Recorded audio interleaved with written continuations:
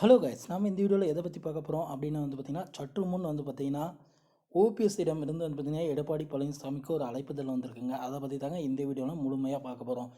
நீங்கள் நம்ம சேனலுக்கு புதியவர் அப்படின்னா நம்ம சேனலை சப்ஸ்கிரைப் பண்ணி பக்கத்துலேயே ஆல்னு ஒரு பட்டன் இருக்கும், அதையும் கிளிக் பண்ணி வச்சுக்கோங்க. அப்போ தான் நான் போடக்கூடிய ஒவ்வொரு வீடியோ உங்கள் மொபைலுக்கு நோட்டிஃபிகேஷனாக வரும்.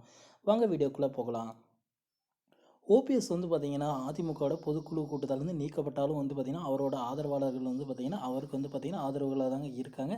என்ன சொல்கிறாங்க அப்படின்னா பார்த்திங்கன்னா, என்ன தான் பண்ணாலும் எங்களுக்கு எந்த ஒரு நீதிமன்றமும் எதுவுமே பார்த்திங்கன்னா எங்களை பதவியிலேருந்து தூக்கிட்டோம் அப்படின்லாம் யாருமே எங்களை சொல்லலைங்க.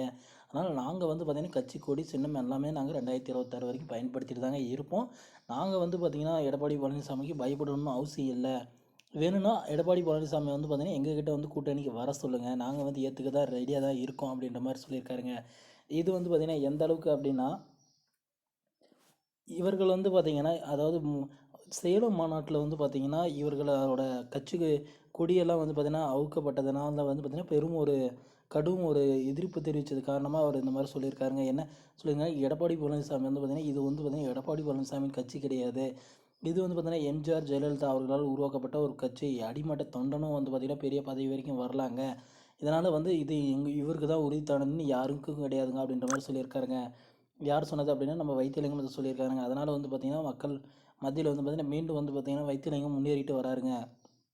இப்போ என்ன சொல்கிறாங்க அப்படின்னா, அவங்க தரப்புலேருந்து என்ன சொல்லியிருக்காங்க அப்படின்னா, 2026 தேர்தலில் பார்த்திங்கன்னா திமுக வீழ்ச்சி அடையணும் அப்படின்னா அனைவரும் ஒருங்கிணைச்சா மட்டும்தான் கண்டிப்பாக வெற்றி அடைய முடியும். இந்த மாதிரி பிரிஞ்சுட்டு இருந்தால் கண்டிப்பாக வெற்றி அடைய முடியாது அப்படின்ற மாதிரி சொல்லியிருக்காருங்க வைத்தியலிங்கம்.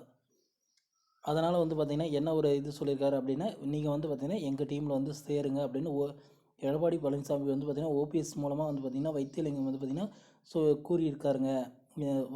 ஏன்னா வைத்தியலிங்கம் சொல்லியிருக்காரு, ஆனால் ஓபிஎஸ் டைட்டில் கொடுத்தீங்க அப்படின்னு நீங்கள் நினைக்கலாங்க. இதில் என்ன ஒரு எழுதிட்டுனா, வைத்தியலிங்கம் சொல்கிறது தாங்க ஓபிஎஸ்ன்னு சொல்லுவார். ஆமாசாமி போகிறது மட்டும்தாங்க ஓபிஎஸோட வேலை. இதனால் கூடிய விரைவில் பார்த்திங்கன்னா பல்வேறான மாற்றங்கள் நடைபெறும் அப்படின்னு எதிர்பார்த்துட்டு இருக்காங்க.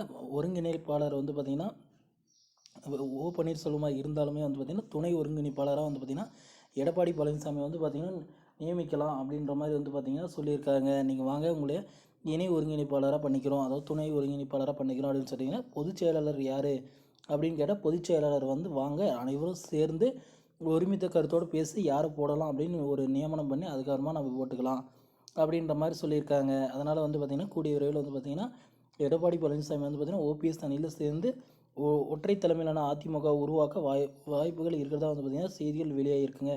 ஓகே ஃப்ரெண்ட்ஸ், வீடியோ பிடிச்சிருந்தா நம்ம சேனலை சப்ஸ்கிரைப் பண்ணி வச்சுக்கோங்க. தேங்க்யூ.